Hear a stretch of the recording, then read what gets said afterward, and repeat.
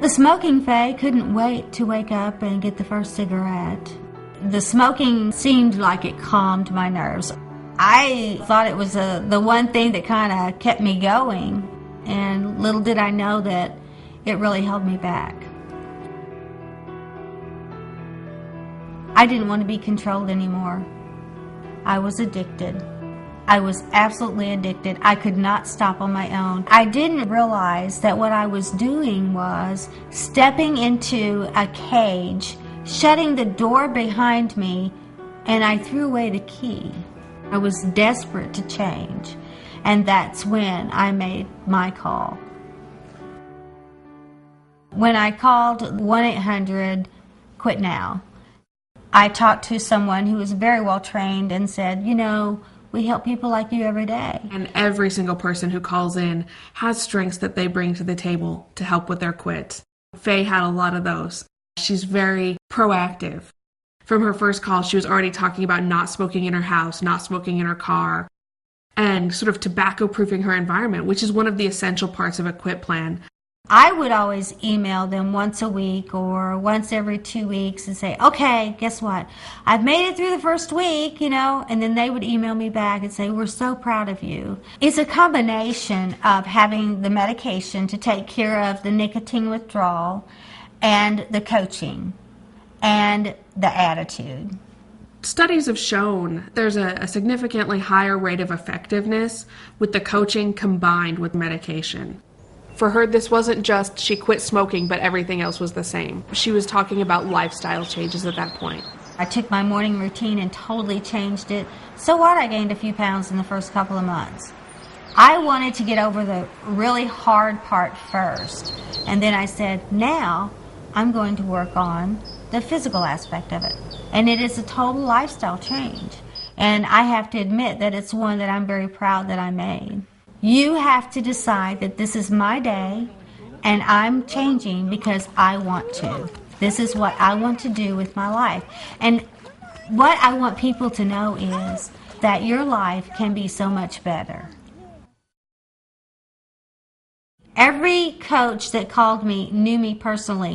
They knew what was important to me. It was almost as if I had known them all my life. I think 4 or 5 coaches have talked to Faye, and I think probably each of us does feel like we know her a little bit. The heart of each quit coach, I think, is really connecting with our participants. Hello.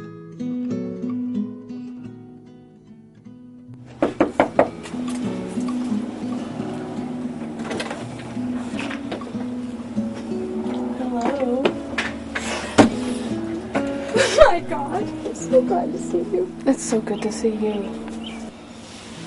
You are so important to us. You have a gift. Don't stop. Don't stop doing what you're doing.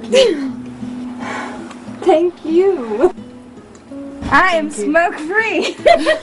Congratulations. And how does that feel?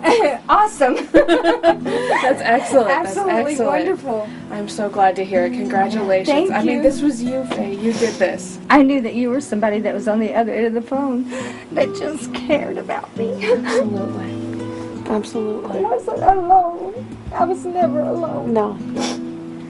Thank you. If you're going to try to quit, use the patches, use the gum, the lozenges, or the prescription medications. Use something to help you. But using the quit coaching, well, the statistics speak for themselves on that. It's a combination of the counseling and the medications, and it's absolutely the best way to try to quit. It's a matter of saying, okay, I'm ready. I have an attitude now. I'm going to persevere. I am not going to fail. I've made the decision that I can stop smoking. I have the medication. It's going to help me get through the withdrawals. And I have a coach. So many people feel like they have tried so many times and they just can't. And the thing to do is try again. Start making those small lifestyle changes. I have a message for a lot of people, and that is, don't be so hard on yourself. You know, give yourself a break. Do something for you. Stopping smoking was something I did for me, my children, and my grandchildren. If you have a family member who is smoking, I would encourage you to be an ally for that person. And that means giving them an idea about the resources that are out there to help. 70% of people who smoke want to quit smoking. I have started training for a marathon. I don't care if I am the last person to cross the line. I want to know what it feels like to get across the line and raise my hands and say, wow, look what I just did.